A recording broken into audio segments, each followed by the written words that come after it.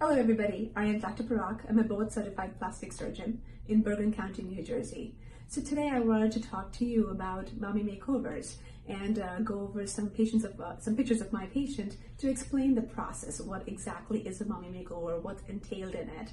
And especially in this patient over here, you can see the pictures. It's a 40-something-year-old amazing woman, mother of 3 children, very busy mom, works full-time job. But after having 3 children, this is what her abdomen and breasts look like. So she has a very pronounced case of rectus diastasis. What is rectus diastasis? So we've all seen the 6 packs, right? So there's two muscles called the rectus abdominis, and they are together in the center. But what happens sometimes is after having children, when the muscle is stretched out, so the layer in between the muscle called the fascia, that is made of elastic fibers. And occasionally that can get so stretched out that it's beyond repair by the body's natural process. Think of it like an elastic that's overstretched and now it's lost its elasticity. So that's what happens in rectus diastasis. And as a result of that diastasis, if you can look at this picture over here, she has a very protuberant abdomen. Now she's not overweight. Her weight is based on her height and weight. She is at a very good BMI, so her problem is the rectus diastasis that's causing this protrusion.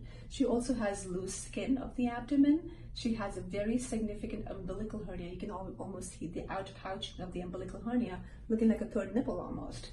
And she has significant stretch marks as well.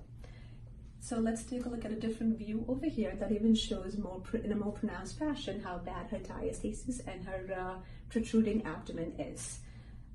Umbilical hernia over here, outpouching of the abdomen. She also has very flat breasts, which have become ptotic, or in a more regular term, which is more sagging now, with a loss of volume in the upper pole.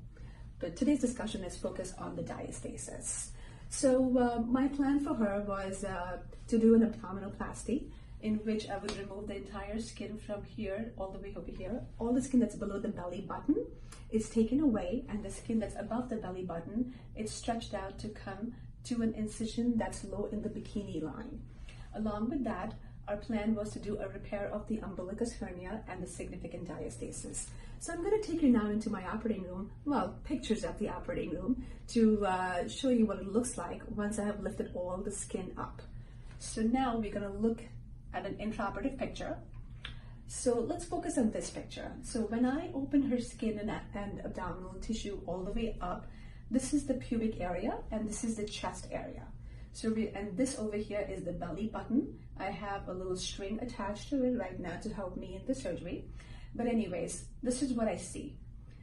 So if you look at this picture, the white markings over here, that's her diastasis. Intraoperatively, that measured almost 7 centimeters.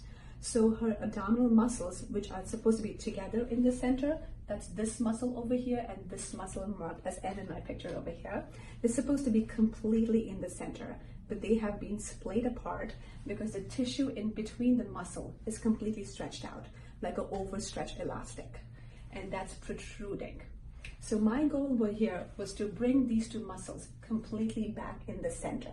It's a suture that I placed that goes all the way from right below the breastbone to the pubic area to bring the entire muscles together in the center. It's like creating an internal corset, a permanent internal corset, which is never going to stretch out again. So let's look at this next picture over here. So this is a diagrammatic representation that I show my patients during consultation to what diastasis could look like. And boom, we see the exact same replica in the operating room. This is the diastasis over here. The muscle has been splayed out. And this would be my plan, to completely repair the muscle. And here, that's what's being done. These are sutures that have been placed to completely bring the diastasis together. The muscle is now located right in the middle. And I'm going to show you another picture over here. This is what it looked like before the significant diastasis and the outpouching. You can literally see the abdominal contents, the intestines bulging through that. And now that has been completely repaired. This is an intraoperative photograph showing what the abdomen looks like now. The incision is down here. There are drains placed. I also did a mastopexy, which is a breast lift for her, and placed implants. I am absolutely loving this result, and patient is super thrilled.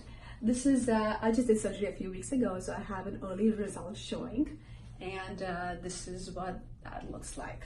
So in a side view, this is the before, this is the after. So this is their abdomen, which is completely protruding out, and now she has a nice flat abdomen. Breast has been, there are breast implants now, and a lift has been done, but this, I believe, is the most dramatic change. Her scar is, you can see the faint line of scar over here. This is low in the bikini line. She can easily hide it in any kind of bikini. She's super thrilled. Early results right now. This is only, I think, 4 weeks, and so there's still a lot of swelling over here. So with time goes by, up to 3 months, a lot of the swelling will go down, and her abdomen will look even more shapely. Thank you for listening.